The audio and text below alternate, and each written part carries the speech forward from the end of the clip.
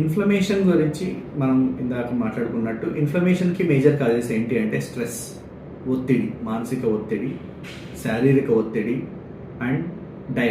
Diet విషయానికి వచ్చేసరికి మనం ఫైబర్ కంటైనింగ్ ఫుడ్స్ కన్నా ప్రాసెస్డ్ ఫుడ్స్ ఎక్కువ తీసుకోవడం వల్ల అందులో వాడే rancid oils, hydrogenated oils, adulterated foods వల్ల ఇన్ఫ్లమేటరీ చేంజెస్ ఎక్కువగా ఉంటాయి మన బాడీలో. Stress, diet,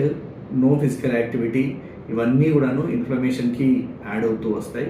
so to reduce inflammation use only cold pressed oils and minimise oil foods బాగా తగ్గించి కోల్డ్ ప్రెస్ ఆయిల్స్ వాడడం, 6 to 8 hours of sound sleep తీసుకోవడం, అధికంగా ఆలోచించడం, మానసిక ఒత్తిడికి గురి కాకుండా ఉండడం, ఆహ్లాదంగా ఉండడానికి మెడిటేషన్ లాంటివి చేయడం, ఆహారం విషయానికి వచ్చేసరికి ఫైబర్ కంటైనింగ్ ఫుడ్ ఎక్కువగా తీసుకోవడం, కాన్స్టిపేషన్ కానీ ఇలాంటివి రాకుండా చూసుకోవడం and avoid all processed food.